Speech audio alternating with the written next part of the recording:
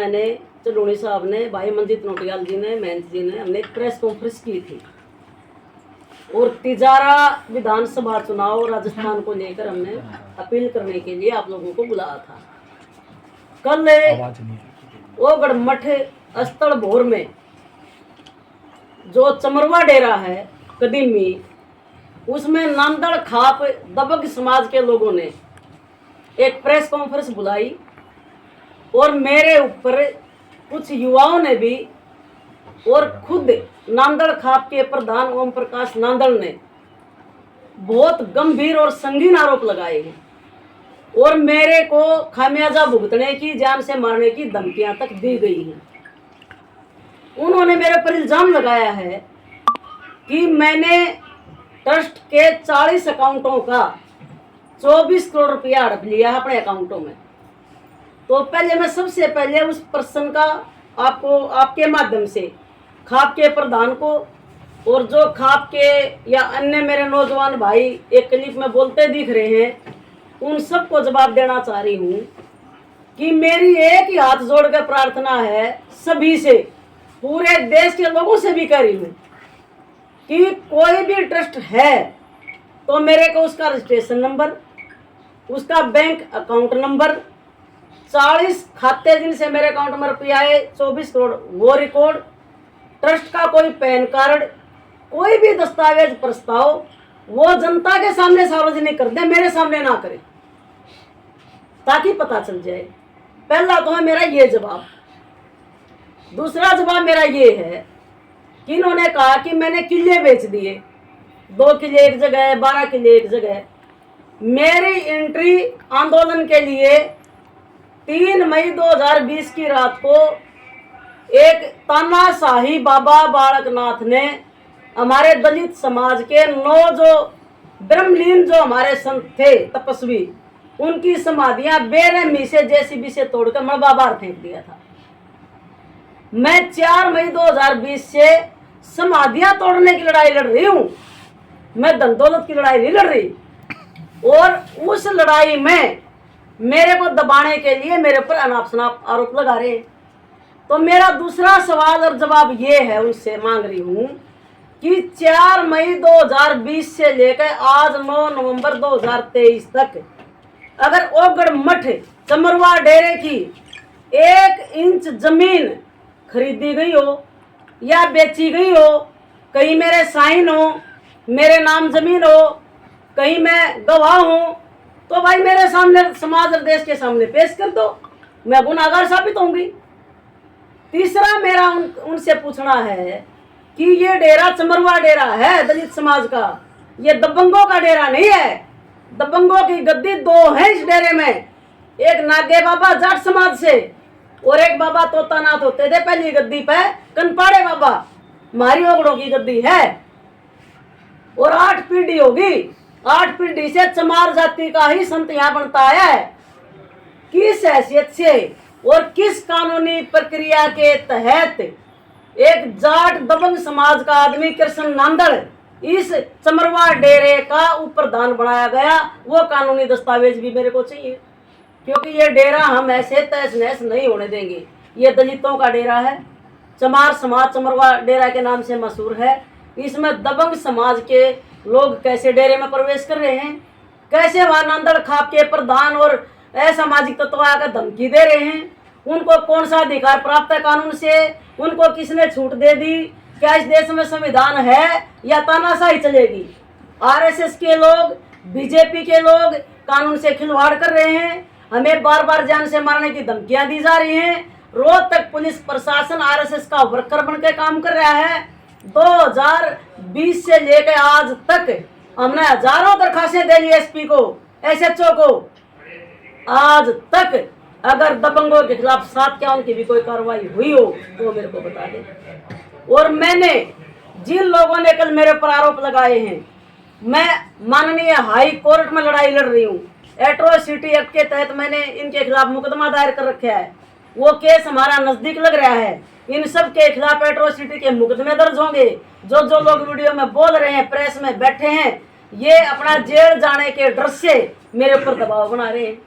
मैं तिजारा में गई हूँ, बाबा बालकनाथ के खिलाफ तिजारा के अपने दलित भाइयों को, बैकवर्ड भाइयों को, ओबीसी को समझाने के लिए कि ये बाबा नहीं है, ये भगवान जो चोड़ा इसने पहना है उसमें भेड़िया है, ये गद्दी पर बैठ के कोई मठ का काम नहीं करता, ये मठ आस्था का केंद्र था पूरे देश का, क्या पूरे विश्व का, सब लोगों की समास्थाएं जुड़ी हुई थी, ये राजनीतिक अखाड़ा बन गया है, उसका मैं विरोध कर रही हूँ और वही बातें लेकर मैं तिजारा में गई हूँ और आगे भी जाऊंगी, जिसमें जितना दम हो मेरे को रोक लें, ये मेरा उनको जवाब है। बाबा बालकनाथ से पूछना चाहती हूँ, बैरोड, अलवर, हनुमानगढ़ खरबों की संपत्ति इसने बेच दी, उसका हिसाब दे समाज को, वो खरबों रुपया कहाँ गया? इसकी बुआ अंजना यादव वो क्या थी और आज वो क्या है, उसकी संपत्ति की जांच कराओ।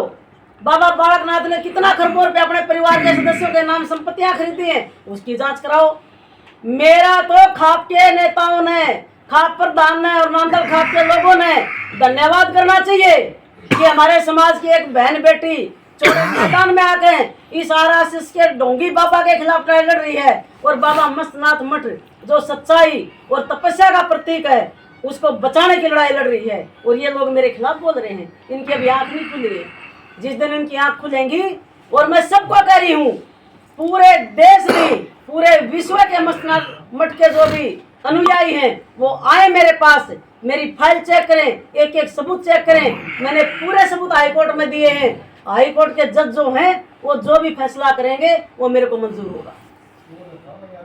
रही बात पैसे के हिसाब की, एक पॉइंट और बता दूं आपको, कृष्ण नांदल ने मेरे ऊपर और गुरुजी के ऊपर मुकदमा दर्ज करवाया 16 सितंबर 2021 को कोर्ट के थ्रू, उसका मैं केस लड़ रही हूँ हाई कोर्ट तक और मैं जमानत पे हूँ।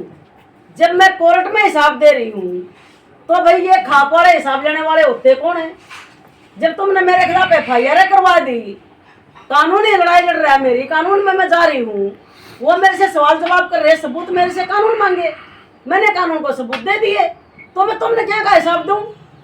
और रही बात हिसाब देने की, मैं हिसाब दूंगी टोटल अपने दलित समाज को, मैं दबंगों को हिसाब किसी भी कीमत पर नहीं दूंगी। कोई कितना जोर लगा ले, कितना मेरे पर दबंगता का वो कर ले, मेरी हत्या हो सकती है, और ये मेरी हत्या करवाएगा बाबा बालकनाथ, ये जातीय दंगे करवाना चाहता है। इन्होंने पहले भी 36 रेख का नारा दिया था, जाट आंदोलन में इन्होंने सत्यानाश किया था, 13 महीने हमारे किसान भाई रोड पे बैठे रहे, मैं साथ रही हूँ। क्या जब वो हिंदू नहीं थे कि जाट?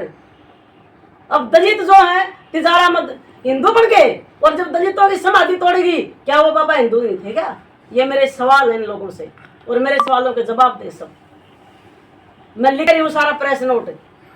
जिन लोगों ने इस डेरे को हड़पा है, हमारे ओगन डेरे को तहस नहस किया है, ट्रक भर के 500 थाली कांसी की, उसके चांदी के बर्तन, चांदी की छड़, जितना वहां सामान पड़ा था, पित्तल का, तांबे का, कांसी का, ट्रक भर के इन लोगों ने बेच दिया जयनाथ ने। और जयनाथ मेरे को हिसाब दे और बताए कि इस डेरे से तेरा क्या संबंध है। अगर तू इस डेरे का शिष्य है, कहीं तो किसी राशन कार्ड में तेरा नाम होगा, कहीं तो आधार कार्ड में तेरा एड्रेस होगा, तू बाबा है, कोई तो हिसाब दे दो। हमने चोर खुद है और उल्टा मेरे को चोर बना रहे। मेरी सामाजिक जो मेरी छवि है, मेरी राजनीतिक जो छवि है, उसको धूमिल करने का काम किया जा रहा है। और मैं आपके माध्यम से कहना चाहती हूँ, प्रशासन, रोहतक प्रशासन को भी कहना चाहती हूँ कि बाबा बालकनाथ अपने भाड़े के गुंडों के द्वारा मेरी, बाबा रमेश नाथ की और मेरे साथ जितने भी भाई बैठे हैं, मेरे साथ लड़ाई लड़ रहे हैं, उनकी हत्या करवाने के लिए मोटी सुपारी दे दी है। अगर हमारे परिवार पर, हमारे पर किसी पर कोई आंच आई, एक्सीडेंट के द्वारा मरवाया गया, तो टोटली खाप के नेता जो इस वीडियो में और इस फोटो में बैठे हैं और बाबा बालकनाथ जिम्मेवार होंगे, और रोहतक का प्रशासन इसका जिम्मेदार होगा, क्योंकि रोहतक प्रशासन आरएसएस का कार्यकर्ता बनकर काम कर रहा है। रोहतक का प्रशासन जो संविधान की रक्षा नहीं कर रहा। मैं वर्दी में बैठे अधिकारियों से पूछती हूँ कि जब तुमने शपथ ली तो संविधान की शपथ ली थी, कानून की रक्षा करने की शपथ ली थी। सरकारें बदलती रहती हैं, सीएम बदलते रहते हैं, लेकिन वर्दी जो है वो कभी नहीं बदलती। आप अपने अंतरात्मा में झांक के कानून की जो प्रक्रिया है, आप कानून की प्रक्रिया से काम करें। अगर मैं गुनाहगार हूं, मेरे को फांसी की सजा दो, मैं फांसी की सजा पर जाने के लिए तैयार हूं। लेकिन अगर मैं गुनाहगार नहीं हूं और मेरे को दलित महिला होने के नाते दबंगों द्वारा दबाया जा रहा है, तो मैं प्रशासन से मांग करती हूं कि मेरी जान की, मेरे परिवार की जान की हिफाजत की जाए और गुंडों के खिलाफ, दबंगों के खिलाफ जो झूठे आरोप मेरे पर लगा रहे हैं, उनसे सबूत लेके समाज में बताए जाए और दूध का दूध, पानी का पानी किया जाए। ये मेरी